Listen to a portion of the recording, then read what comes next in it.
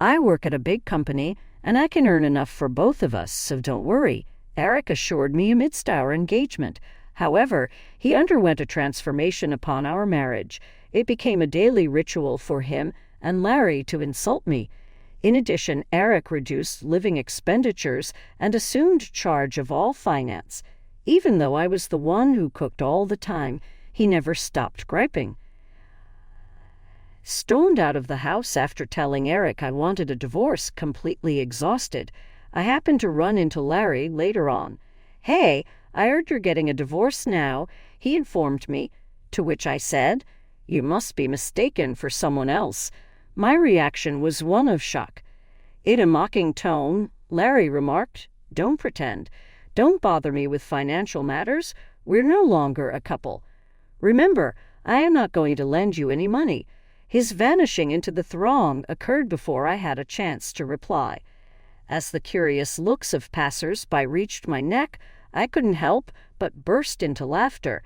What a jerk! Ignorance is his virtue. I'm eagerly anticipating his reaction upon discovering the truth. I'm Michelle, and I'm a 53-year-old stay-at-home mom. We tied the knot 7 years ago. Eric appeared to be a wonderful man when we first met. When we first met at a social event, I thought he was hilarious and really approachable. In our farewell conversation, he brought up the possibility of a future meeting with just the two of us. I agreed, even though I was a little sad to be leaving. He brought up the fact that his ex-wife had a son named Larry when we first began dating.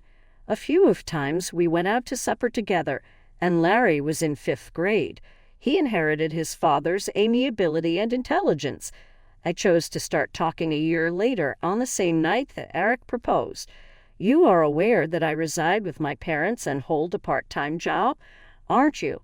My health took a major hit when I started working for a very demanding corporation soon after finishing college, I explained. Is that correct? Quitting must have been tough, Eric responded. I think long hours will be difficult for me in the future, he said. With a sympathetic smile, Eric reassured her, Don't sweat it. Never leave the house. I am able to provide adequately for our family thanks to my job at a large corporation. I took solace in his words and agreed to his request. My heart swelled with joy as I met a wonderful man and imagined a blissful married life ahead of us. In fewer than 6 months, I never thought I would feel this down. The way Eric and Larry acted altered significantly as we acclimated to our new family of 3. They began to make fun of me at everything I said or did. "Mom, have you gone to bed yet? My sandwich is missing." Larry walked into the bedroom before school and questioned, his face contorted in a frown. "Yesterday, I was helping out in a local park with weeding, but I was unwell with the heat. The previous day, I had already begun to feel ill. It must be great to be a housewife, simply lazing off all day," Eric replied in response to my request for assistance, before he scowled and refused. "Like you, I require my days off as well. Allow me to relax."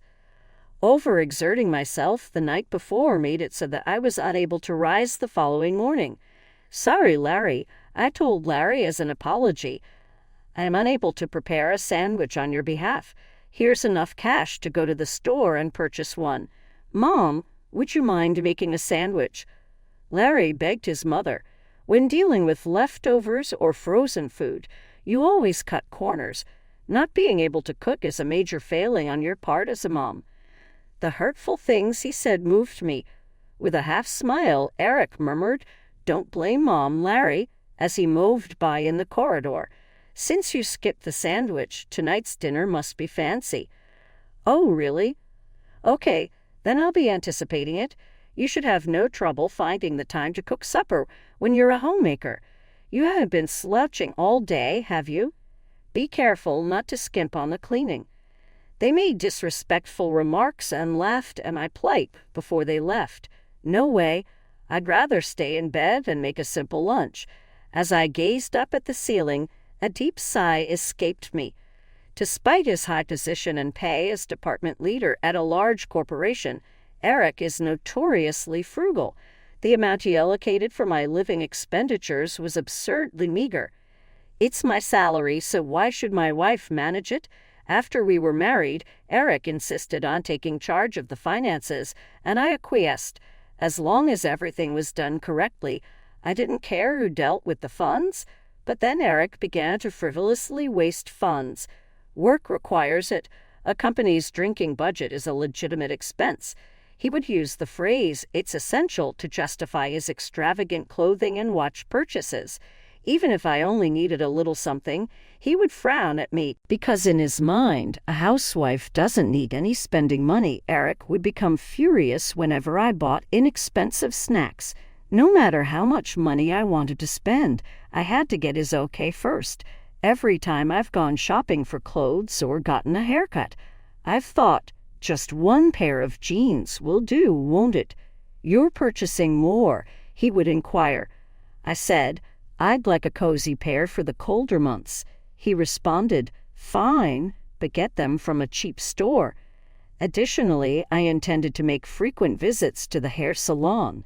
"Can I go once every 3 months to keep my hairstyle?" I inquired. "Why are you concerned with looking good?" Eric said with a scowl, "A lengthy hairstyle requires only a trim every 7 months. Farewell, haircuts." This meant that I could only purchase inexpensive cosmetics from drugstores, because the inexpensive creams were so irritating to my skin. I yearned for something more gentle, and Eric couldn't care less. The money Eric gave for living expenses was very low, about 1/3 of what most people spend. With this small budget, it was hard to maintain a balanced diet. When I complained, Eric responded smugly, "On the TV show about saving money, they lived on this amount. They had a farmer relative who gave them vegetables and bread." I told him, "That's not possible with these high prices."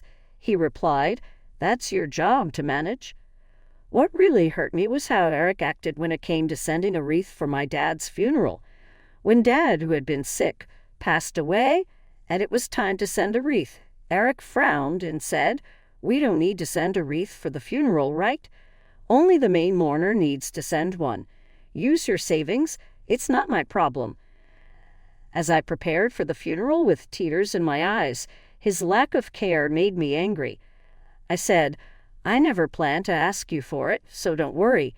He replied, "Good, but Larry and I really have to go.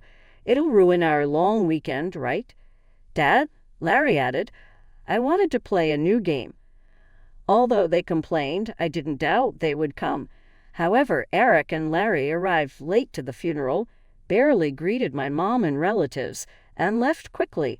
My mom, who was very tired, didn't have the energy to get upset, but my relatives were furious. "What's going on, Eric? Your wife's father died, and you're acting so cold. Larry, you've received so many gifts and allowances from Michelle's dad," they said. While I apologized to my relatives, I felt my love for Eric and Larry quickly fading. Eric, always in his stylish suits with a charming presence, and Larry, attending a prestigious university and seen as a handsome father and son by the neighbors, only insulted me at home. They wouldn't come straight home after work or school. Instead, they wandered around and came back with the smell of lipstick and perfume. Despite doing whatever they wanted, they treated me like a maid, demanding a fancy meal with the little money I had for food. When I served dishes with chicken or pork, both Eric and Larry would glare at me with disdain and insult me. "Don't you want to serve your husband good food after he comes home from work? If I get sick from eating this bad food, how will you take responsibility? Are you even a mom?" they would say. I could make delicious meals, even with chicken or pork. They disliked vegetables and fish, but eating such a picky diet will make you sick, Eric would reply. "I'd eat if it were high quality. Don't complain when you can't satisfy us. I don't need advice from someone as weak as you," they used to say while eating and complaining. But lately they just left the food untouched. Yet if I didn't cook, they would yell, "Are you slacking off even though you're a wife?" I would eat the leftovers for breakfast or lunch the next day, but tears would well up as I wondered for whom I was cooking. Their meals consisted of store-bought sandwiches, instant noodles, and snacks. Eventually, Eric was diagnosed with prediabetes during a company health check, and Larry started gaining weight. It was inevitable. Then they lashed out at me, saying, "What kind of wife makes her husband and child sick? We don't need a useless person like you. We're getting a divorce." "I'll leave," I said. They were surprised when I agreed easily. "Are you sure you're unemployed? You've been living off me. How will you survive now?" Eric asked. "Don't worry about me. I'll send the divorce papers for you to sign later. Please leave my stuff until the movers come to pick it up," I replied. "Nobody's going to take your stuff," Eric sneered. "You'll definitely regret divorcing a high-earning, handsome guy like me, a kind husband who let you be a housewife with 3 meals and naps. There's no one else like that in the world, right?" "That's right. You've been living in luxury on Dad's money till now. You'll struggle from here on," Larry added as I packed my clothes into a suitcase. Eric and Larry kept talking behind me. Honestly, I envied Eric's ability to overestimate himself so much. When we were dating, I saw this part of him as confident and shining. "You'll just go back to your parents, right? Say hi to your retired mom for me. You two will be heading straight to poverty," Eric said. Larry laughed at his father's prediction. "They'll end up on welfare soon. They already reek of poverty, but with Grandma, it'll be the ultimate." The funeral the other day was nothing special. It smelled like poverty. I thought so too, like a poor family's funeral. "I want a fancy one," Larry agreed. "But for Dad, who works at a big company, and me attending a prestigious university, poverty is a different world." Their endless comments made me really angry, but I knew it was pointless to argue, so I just let it go. After I went back home and explained everything to Mom, she said in a low voice, "At the funeral, seeing Eric and Larry, I felt something was wrong, but I thought it's not good to interfere too much in my daughter's household, so I kept quiet. I was too busy taking care of Dad. I'm sorry for barging in like that." "It's okay. I've been lonely without you. Why don't you stay here?" I replied. "Thanks, but once I get my job on track, I plan to move to an apartment," I said. Mom's concern was comforting, but I knew living with her might make me too dependent. Living nearby and visiting sometimes seemed like the right balance. Yes, Eric and Larry mocked me for being unemployed, but actually I had been working from home. It all started with the budget recipes I posted on my blog. After getting many positive comments, I bravely launched a cooking site and shared my recipes, which quickly gained readers and internet fame. Soon after, an editor from a major publisher approached me, and now I'm getting ready to publish a cookbook. Because of this, I didn't have time to think much about the divorce, and the days flew by. One day, my phone rang insistently. I stopped stirring the ingredients in the pan and answered. "Hello," I said. "Hey, what's this about a clause for the divorce trial?" Eric asked. I sighed, knowing it was about that. "You and Larry insulted me all the time," I said. "Oh, I thought—" "Never mind," Eric said with relief in his voice. "I didn't cheat or anything. You know, did you record me and Larry? Your memory alone won't work. I've noted everything in my diary. Try to claim otherwise if you can," I replied. Eric scoffed. "Really? Poor people and their obsession with money. You're so stingy. If you think you can get a deposit for the divorce trial, go ahead." After his outburst, Eric hung up. I finished cooking and then visited a detective agency to investigate Eric's background. Soon his affair with a coworker was uncovered. The day after, I sent photos of the two of them together and the investigation report to his company. Eric contacted me again. "You spreading this at work is low. The angry manager reported it to the higher-ups, and now I'm in trouble," he said. "I'm fired." "Oh, she was the manager's daughter, wasn't she? It's your fault for cheating, knowing they're strict about such things," I said, laughing. "But you should be fine, right? With all the saving you did, you must have plenty of money. Aren't you and Larry living comfortably?" Larry moved into a dorm this spring because commuting was tough. I prepaid dorm fees and have apartment loans. My savings were drained by that woman. She was two-timing me with a younger guy. Eric replied, "Sounds tough for you, but it's none of my concern." I said, "Oh, and about the divorce trial deposit, I'll also take half the value of the apartment for property distribution. When the invoice arrives, please transfer the full amount to my account." I heard Eric yelling on the other end, but I hung up without caring. One day, while returning from shopping in town, I bumped into Larry. He was dressed in his usual flashy clothes, with piercings all over his face and an eye-catching hairstyle, making him easy to spot from a distance. Seeing me, Larry raised his hand in greeting. "Hey, heard you're getting government assistance now." I looked puzzled. "Huh, who are you mistaking me for?" "Don't pretend," Larry said, smirking. "It's obvious where an unemployed old lady like you would end up. If you had just followed me and Dad, you'd still be living a comfortable life. It's pathetic." Feeling really angry, I couldn't help but reply, "Getting government help is a citizen's right. Any one of us could need it someday due to illness or an accident. It's wrong to look down on that." Yeah, so you're saying you're getting it too," Larry said, smirking and pointing his finger at me. "Listen, you and I are estranged. Don't come crying to me for money. Remember that." As I opened my mouth to reply, he turned his back and disappeared into the crowd. I lowered my head, conscious of the stares of passers-by. Shaking my shoulders, I couldn't help but laugh. It was just too ridiculous. Poor thing, he knows nothing. I can't wait to see his reaction when he finds out the truth. A few days later, I woke up to find an unbelievable number of missed calls from Larry. Reluctantly, I called back. Larry shouted furiously, "You deceived me, old woman." "What are you talking about?" I asked. "I've heard from a cousin you got 3 high-rise apartments from Grandpa's inheritance and are living a carefree life.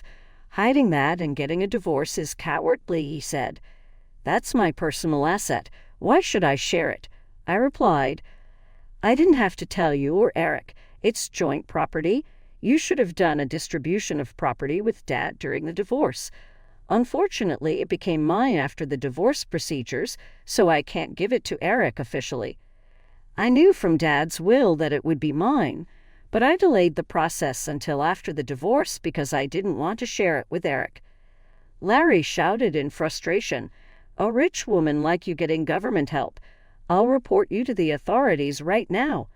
"Feel free," I replied. "It's not me, but Eric who is receiving it." Larry fell silent. "What?" I explained as if talking to a child. "What I told you last time. It's not me. Honestly, even without the inheritance, I can live well. I have income from my cooking website and book sales, which I started secretly. But Eric, after spending all his money on his affair, has lots of bills piling up and is borrowing heavily. When his affair was discovered and he was fired, his income stopped. Are you listening? Dad's on government assistance now," I said, pulling the phone away from my ear as Larry screamed.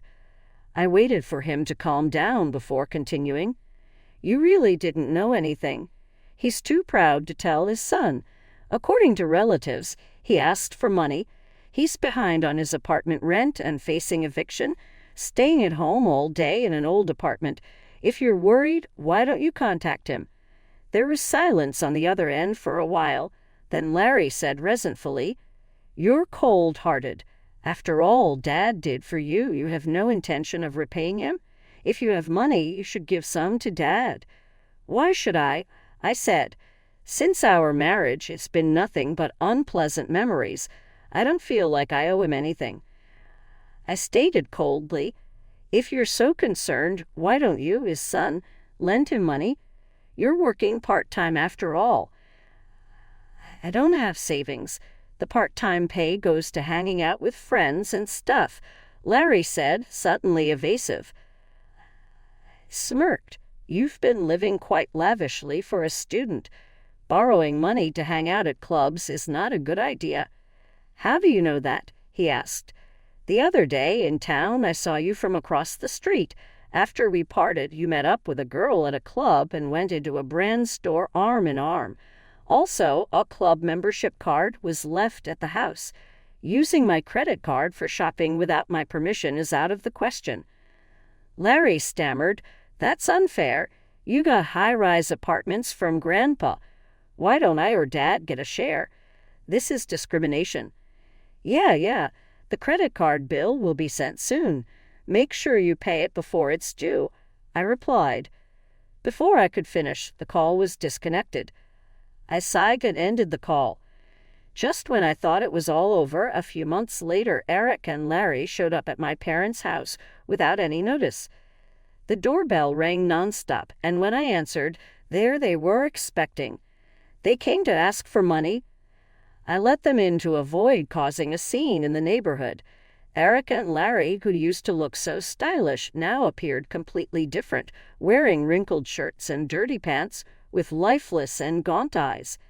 Yet they still had the energy to be sarcastic as they walked into the living room. Eric looked around and sneered. "Same old house, huh? Why not sell one of those high-rise apartments and rebuild this place? Do something nice for Mom, living miserably on her pension. This is Dad's house, and we like it this way. More importantly, when are you two planning to pay me back? You're past the deadline," I said. Eric, lifting his chin arrogantly, replied, "Michelle, I'll forgive you now, so let's remarry. You started a cooking site, right? If you manage the household perfectly, I'll even let you work. So come back. Such a generous dad, forgiving the wife who abandoned her husband and child. So, Mom, why not live with Dad again? Living with just two women must be insecure." Stunned, I was speechless. After a moment, intense anger welled up inside me. "Don't joke with me. How much more do you plan to ridicule and fool me?" I shouted at the astonished Eric and Larry. "After treating me like nothing more than a housekeeper, insulting me, not providing proper living expenses, and then kicking me out, now you want me back just because you found out I inherited high-rise apartments. No way. What? You're going to abandon us? Rich people really are stingy, knowing we're struggling with money and still demanding pay. You're heartless. You were poor yourself until recently. Don't get cocky," Eric retorted. In the middle of the argument, Mom returned from shopping. Eric and Larry immediately started buttering her up. "Please lend us some money. We'll probably pay it back. Besides, isn't it unfair that only Michelle gets Grandpa's inheritance? Give me one of the high-rise apartments, too." "Hi, Grandma. Long time no see. How have you been?" "Grandma, please persuade Mom to remarry Dad. He doesn't want to break up, but Mom is being stubborn." Mom, surprised at first, changed her expression upon hearing their words. She placed her shopping bag on the floor and let out a deep sigh. "So shameless, both of you," she said. "What?" Eric and Larry responded, confused. "I'm telling you to have some shame," Mom shouted. Suddenly startled by her loud voice, Eric and Larry were understandably confused. Mom usually never scolded them sharply. "I've heard everything about the divorce from Michelle. I can't believe you have the nerve to show up here," Mom said firmly. No, Michelle's exaggerating. You have to listen to our side too," Eric said quickly. "That's right. Grandma, Mom is quite the liar," Larry added. "I remember how well you two behaved at my husband's funeral." Mom cut off Larry's words sternly. "Are late not greeting me or the relatives, yawning through the service and leaving before the coffin was sent off, and now you dare ask for his inheritance.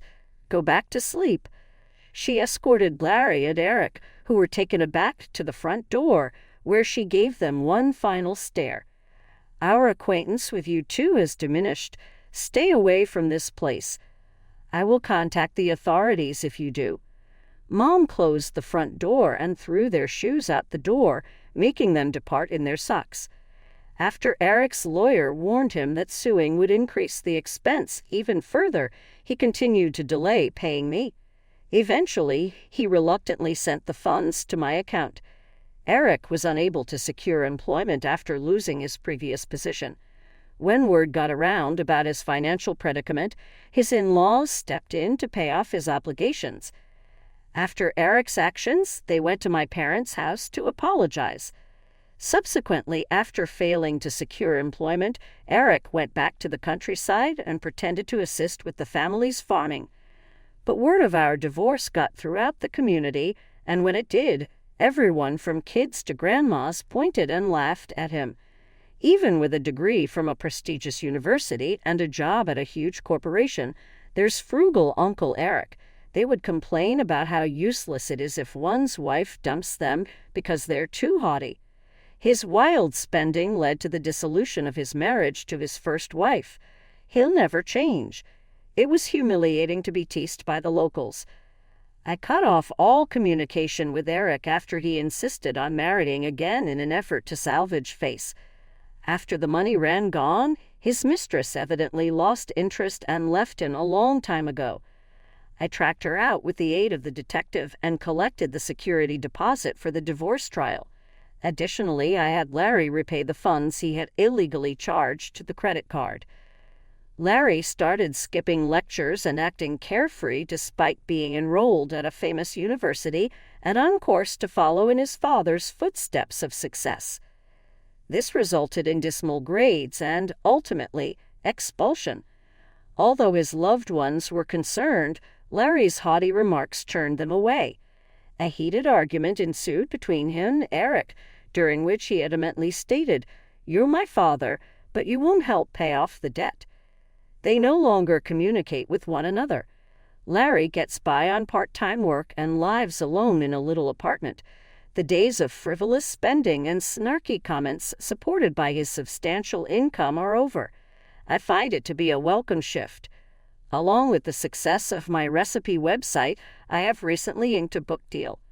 The high-rise apartment my dad left me was on the top floor, so I went there. The high-rise is conveniently located near our family home, and Mom is still in good health at 75 years old. I have a secret getaway to a hot spring planned for Mom's approaching birthday. Despite the failure of my marriage, I am determined to maintain a strong bond with my mother.